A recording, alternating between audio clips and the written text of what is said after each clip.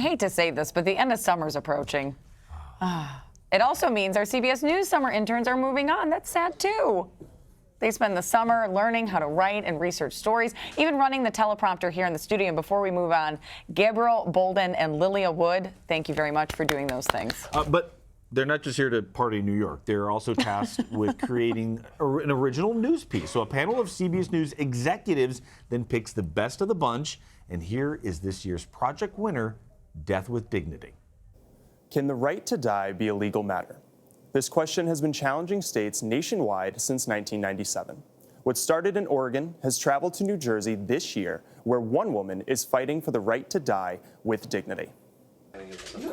Susan Boyce and her husband Kevin moved to Rumson, New Jersey in 1990 to be closer to the beach. But now she is limited to the pool. I'm diagnosed with a disease called alpha-1 antitrypsin deficiency. It has resulted in me down around under 30% lung function. Susan's diagnosis came in 2005, just days before her wedding day. And that first doctor said that I had 5 years, which was very frightening. The diagnosis did not stop the couple from enjoying the day. The wedding was all very immediate. The people were all there. It was a great, great day. The days to come were spent fighting for terminally ill patients in her home state. You don't often get a win, you know, most of the time you lose. And this was just such a huge win. That win came on April 12th, when the state of New Jersey signed the Aid in Dying for the Terminally Ill Act. The law requires a patient be determined terminally ill with a 6-month prognosis, and the patient must go through a mental health evaluation before receiving the life-ending prescription. Assemblyman Joe Danielson supported the bill. This is a reasonable, well-thinking United States citizen living in New Jersey who does not want to bear the next 6 months and would like to end it on his or her own terms. The first state to pass legislation on assistance in dying was Oregon in 1997, and since then, 8 jurisdictions have followed. The New Jersey law is modeled exactly on the Oregon law. Dr. David Grube is a retired Oregon physician training New Jersey doctors. Only the patient can administer the medicine. Only they can take it in. The person will take the medicine, fall asleep, and gently pass away in 30 minutes or so. For me, the suffering isn't going to be pain. It's just going to be losing my ability to breathe at all. I can't say for sure, but I know that having the medication would bring me great peace of mind. You know that a third of people go through the whole process, get the medicine, and don't take it. A third. It's amazing. They just want to have the power. But until Susan decides to use the drug or not, Kevin gives her the power to lead a normal life.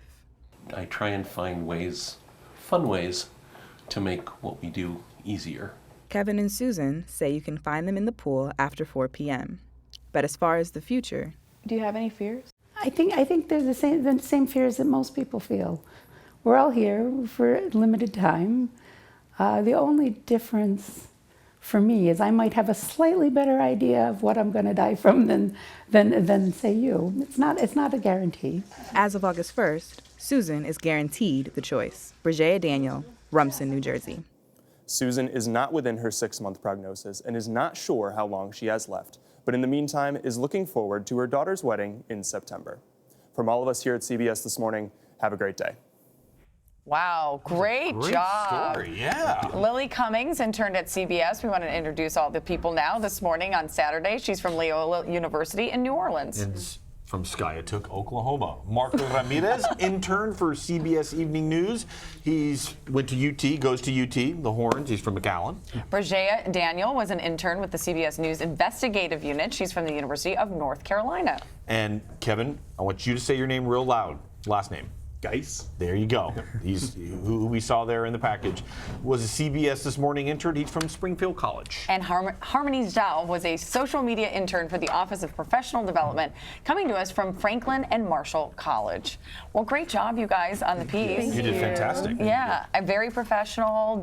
A very powerful piece too. How did you guys come up with the concept, and how'd you run with it? So I started researching local news in different areas, New Jersey, Connecticut, just surrounding areas for New York, and I stumbled across the Aid in Dying Act going into effect August 1st. And so I wanted to localize the story. How did you find your character?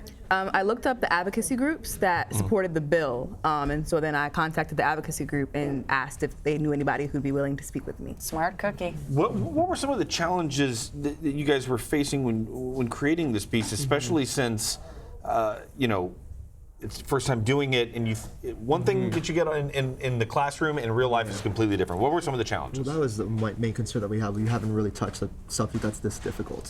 One thing that we did is reach out to Scott Pelley and Dr. John LaPook, getting their advice on how to do an interview like this, interviewing someone who is terminally ill. Because So you set your bar low. because we wanted to do this the right way. We didn't want to go in here not knowing what we're doing, because I mean, this is a difficult subject, and we wanted to make sure we were doing our subject justice. So what I love learning is that you guys didn't know each other before the summer. Not at all. And now all of a sudden it's like not even passing? no. Maybe like, hey, they're like college age. Me and Kevin followed each other on Instagram, but other than that, Oh wow! Then you totally knew each other. Okay. we didn't know each other. But so you have to function as a team. Yes. So how did you guys come together and say, okay, we don't know each other, but this is what we're gonna do, and you do this and you do that? It was all very collaborative from the beginning. I think I went in and just wanted to organize things. That's my personality. So I was like, this day we're going to shoot this and go here. But then by the end of the week, I would call them forever friends, and I hope that we work together in the future. we clicked really well. Oh. I'll give you some advice. It's a very small business. You will run across each Or other. when you're vacationing, you can stay at each other's houses because you'll all be in different television markets across the country. Well, that's very good. Yeah, you're right. All right, now, what did you learn from this process? What's something else you learned about doing this? Besides the story. Yes. I think it really honed my shooting skills and my writing skills for sure. Shooting as in camera work Yes. with Yes. the audience. Yes. Yes. No. Shooting skills as well. And you know, I also observed the way she did the majority of the script, just seeing how she came up with the script and everything. It's really sharpened my skills in how to write a script in the future. And that's a big deal because Definitely. writing It's key. it's huge, yeah. That's the difference between somebody who's good and great. But you also have to have on-camera presence, and you two, a lot of times when I've had interns in the past, everybody wants to be the anchor. Did you all want to be the anchor?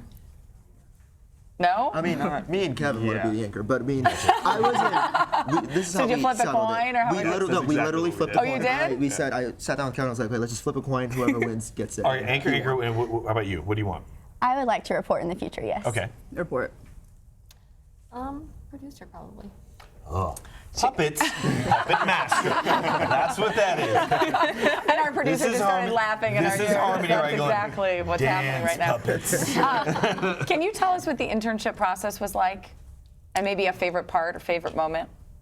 Besides this, obviously. I mean, I've enjoyed everything because I've had a lot of hands-on experience. I mean, this is one of the best internship programs I've been a part of. You know, the one thing that I've really felt comfortable with the staff here is that they're also helpful. I've never been afraid or uncomfortable with asking for help because I know everyone that I've met here is willing to help me whenever I need it.